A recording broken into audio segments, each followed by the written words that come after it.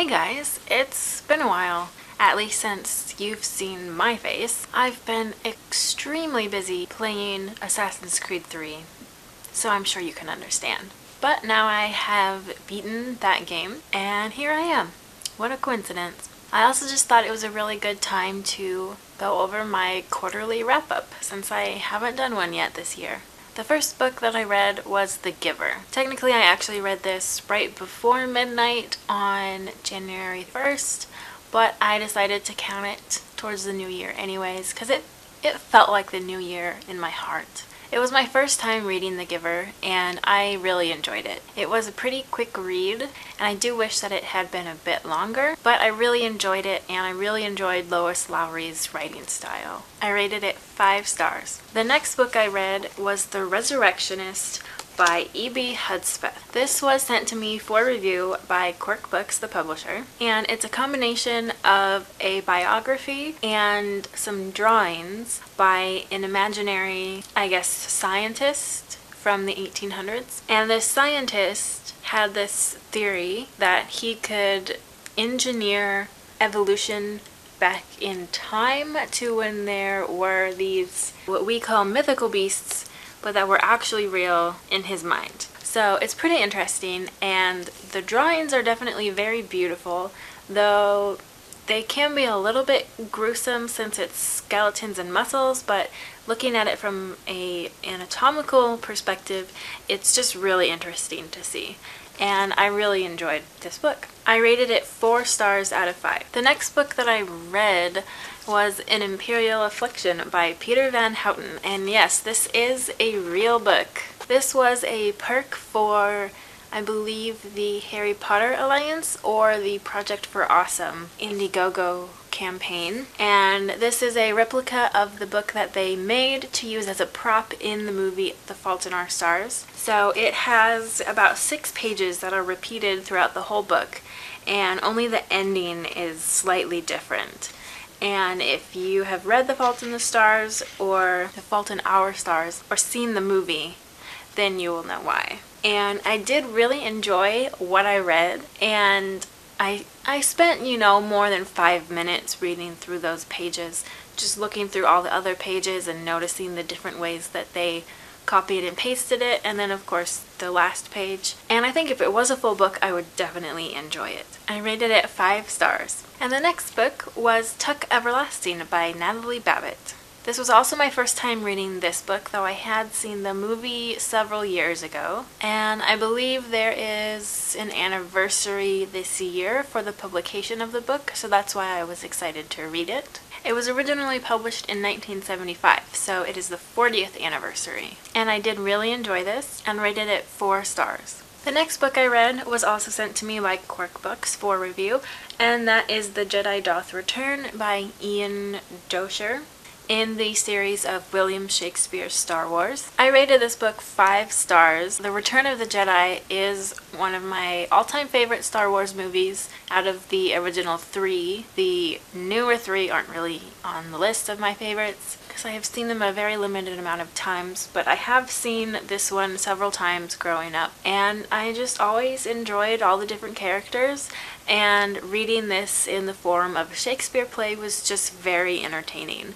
And if you have any remote interest in Shakespeare or Star Wars or the both of them, I really recommend you check out this series because they are just really fun and you can read them in a day or 2.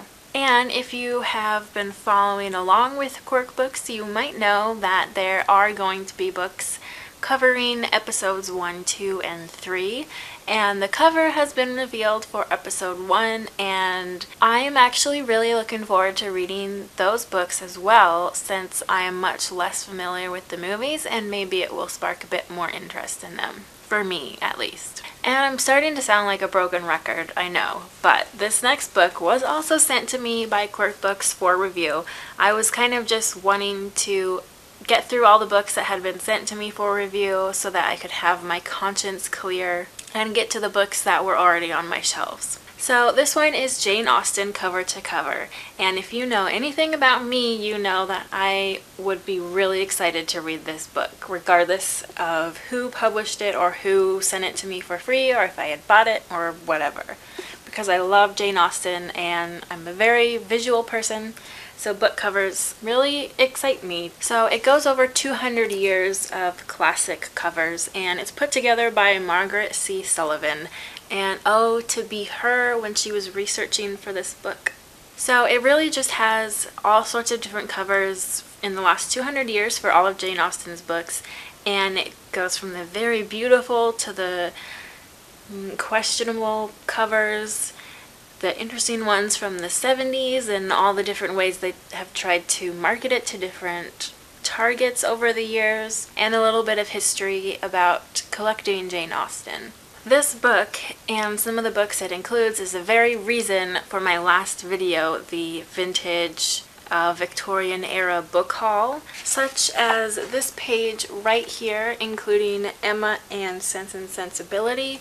I didn't get these exact titles in these designs, but I did get a couple different ones that I really liked. And of course, I would just about die to own a copy of the Peacock edition, the most beautiful edition of Pride and Prejudice there ever was. But unfortunately on eBay, these were going for about $1,000, and that is just not something that I really want to spend my money on quite yet. Maybe when I've made a few thousand more dollars.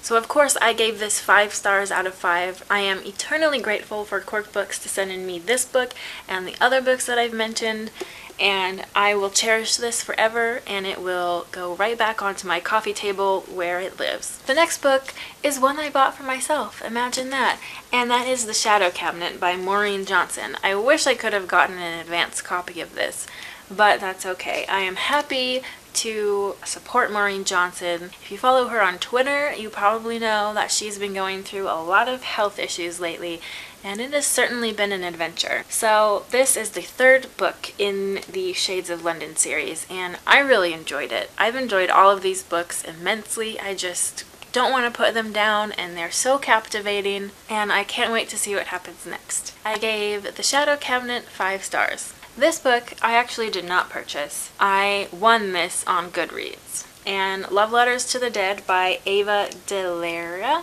I think I remember John Green talking about this book, that he really liked it, so I was excited for it. And it was pretty good. I thought that the writing was very beautiful and poetic, and I think my main issue with it was that it was very similar to Stephen Chbosky's book, The Perks of Being a Wallflower. There are a few things that are a little different about the premise, but overall it's very similar, and I think that The Perks of Being a Wallflower pulled it off better, and with less words. This book was a little slow at times, and it didn't really get anywhere, but by the end it is an emotional experience, and you care for the character. I will say that there is probably a trigger warning for this book concerning relationship abuse and suicide and maybe even alcoholism.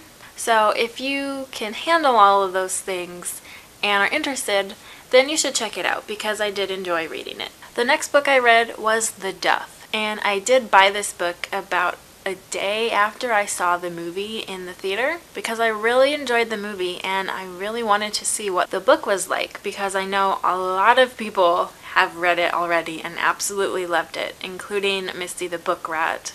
So I bought it and I started reading it right away, and it was so very different. And if you have read the book and seen the movie, or maybe even just seen the trailer to the movie, you know why.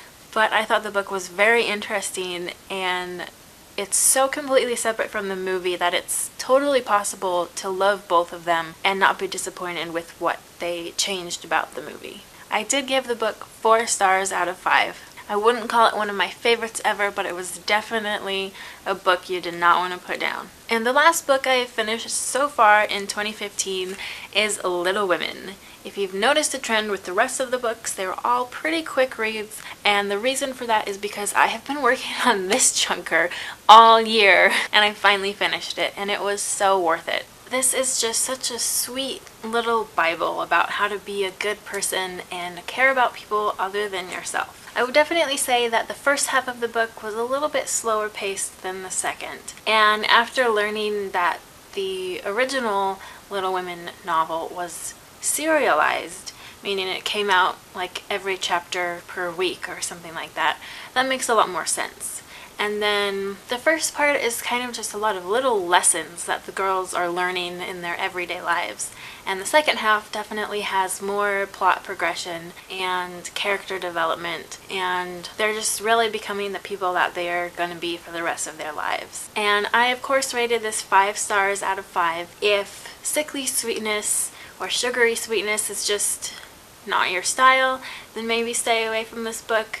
I know Mercedes at Mercedes Bookish Musings didn't really care for it, but I think it's really great, and it's definitely one of my favorite children's books. So those are the 10 books that I have read so far this year, and I'm currently reading another 2, and one of those is another one that I've been reading all year and haven't made much progress on, and that's Uncle Tom's Cabin. And it's not for a lack of enjoyment, because I am enjoying it, but I'm reading it on ebook, and I don't have a whole lot of opportunities to read my ebooks lately, so I'm just creeping along at a snail's pace, but I am enjoying what I have read. The other book that I'm reading is Emma by Jane Austen, and I have read this book before, but I actually made a book jar of all the books I want to read this year, and this was in there because of the Emma approved web series having ended. I just really wanted to reread this book and see if I had a different opinion of it,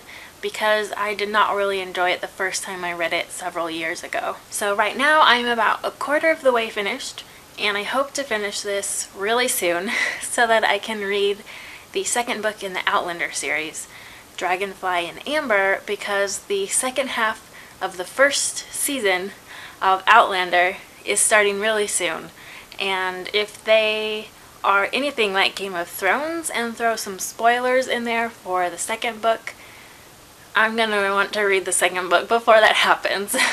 So as far as Emma, I am enjoying it, but it's still a bit slow, and I don't know how much I would enjoy it if I hadn't seen Emma approved and been emotionally connected to those characters. I'm definitely picturing all the characters in that web series as the characters in this book, so that's really helping a lot. So that's it as far as books for this year. As I said, I have been playing Assassin's Creed 3, and I really enjoyed it. I wouldn't say it's my favorite Assassin's game, but it's pretty cool. And I also went back and got myself up to 100% in all the previous Assassin's games, and that's how I've been spending a lot of my time lately.